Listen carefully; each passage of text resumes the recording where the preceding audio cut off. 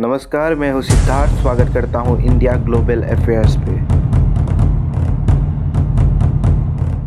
तो दोस्तों, आज हम बात करने वाले हैं इंडियन डिफेंस के उस बड़े अपडेट के बारे में जिसने पूरे देश को और भी ज़्यादा मजबूत और भी ज़्यादा सशक्त बना दिया है। दरअसल भारत ने चीन के सीमा के बेहद नज़दीक एक नया हाई एल्टीट्यूड मिलिट्री एयरबेस बनाकर उसे इस्तेमाल करना भी चालू कर दिया है। इस एयरबेस का नाम मुध न्यूमा एयरबेस है और यह दुनिया के सबसे ऊंचे और सबसे रणनीतिक एयरबेसों में से एक बन चुका है। यह एयरबेस LAC यानी कि लाइन ऑफ एक्चुअल कंट्रोल से बहुत ही कम दूरी पर स्थित है। इसका मतलब यह है कि अगर सीमा पर कोई भी तनाव बढ़ता है तो इंडियन एयरफोर्स कुछ ही मिनटों में कार्रवाई कर सकती है। पहले लद्दाख जैसे इलाके में फाइटर जेट्स को ऑपरेट करना बहुत ही ज्यादा मुश्किल था, इंफ्रास्ट्रक्चर भी कमजोर था और इसके अलावा डिफेंस फोर्सेस के लिए सप्लाई पहुंचाना भी बहुत चुनौती भरा काम था। लेकिन दोस्तों, अब न्योमा एयरबेस की वजह से यह पूरा इलाका इंडिया का हाईटेक रक्षा जोन बन चुका है। इस एयरबेस की सबसे बड़ी खासियत है कि इस एयरबेस का runway fighter jet ready runway है। इस रनवे से भारतीय वायुसेना अब आराम से राफेल, सुखोई 30 MK और भविष्य में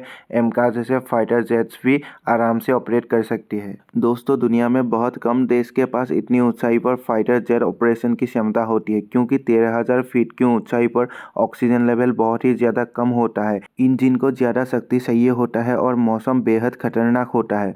फिर भी भारत ने यहाँ एक ऐसा एयरबेस बनाया है जो ऑल वेदर और ऑल सीजन के लिए तैयार होता है। ये दिखाता है कि भारत अब दुनिया की सबसे कठिन परिस्थितियों में भी एयर डोमिनेंस बनाए रखने के लिए पूरी तरह से तैयार है। यह एयरबेस सिर्फ जेट्स के लिए नहीं बल्कि भारतीय सेना को देगा एक सुपर फास्ट मोबाइल सपोर्ट, क्योंकि यहाँ से चिनूक Mi-17 अपाचे जैसे अटैक हेलीकॉप्टर भी ऑपरेट कर पाएंगे। दोस्तों, लद्दाख जैसे मुश्किल इलाके पे जहां पहाड़, बर्फ और बेहद ही कम तापमान हो, वहां से तेजी से सैनिकों और हथियारों की तैनाती करना बहुत ही कठिन काम होता है। लेकिन अब न्योमा एयरबेस ने इस चुनौती को बहुत ही आसान बना दिया है।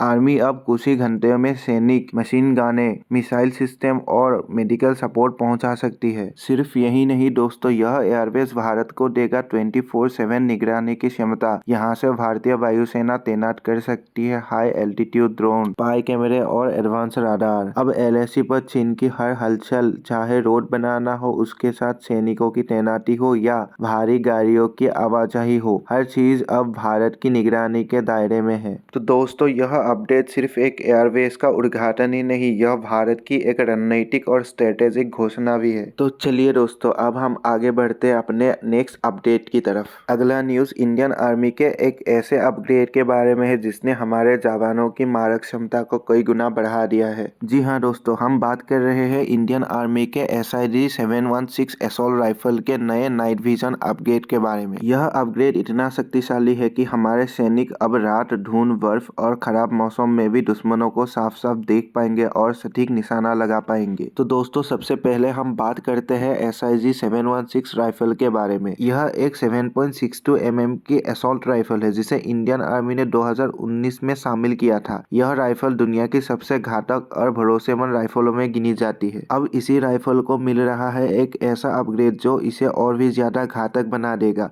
वो है advance night sight system. Bharat सरकार और रक्षा मंत्रालय ने हाल ही में 669 करोड़ का एक बड़ा प्रोजेक्ट मंजूर किया है। इस प्रोजेक्ट के तहत SIG 716 राइफल पर लगाए जाएंगे एडवांस नाइट विजन साइट। यह साइट इतना ज्यादा शक्तिशाली है कि इसकी मदद से हमारे सैनिक पूरी अंधेरी रात में और घने कोहरों में और दुश्मन की कोवर पोजीशन में भी दुश्मनों को 400 से 500 मीटर तक साफ साफ देख पाएंगे। यह अपग्रेड सीधे तौर पर जवानों की जान बचाने वाला एक कदम होगा। सबसे गर्व की बात यह है कि इस अपग्रेड में 51% से भी ज्यादा हिस्सा मेड इन इंडिया होगा। मतलब नाइट साइट का एक बड़ा हिस्सा भारत में ही बनेगा, मैन्युफैक्चरिंग और असेंबली भारत में ही होंगे। तो दोस्तों, इंडियन आर्मी की SIG 716 राइफल का यह नाइट विजन अपग्रेड साबित करता है कि भारत अब मॉडर्न बैटलफील्ड के हर हिस्से में तेजी से आगे बढ़ रहा है। आप इस अपग्रेड के बारे में क्या सोचते हैं, हमें कमेंट करके जरूर बताइए। अगर वीडियो पसंद आया है तो लाइक करें, शेयर करें और इंडियन ग्लोबल अफेयर्स को सब्सक्राइब करें।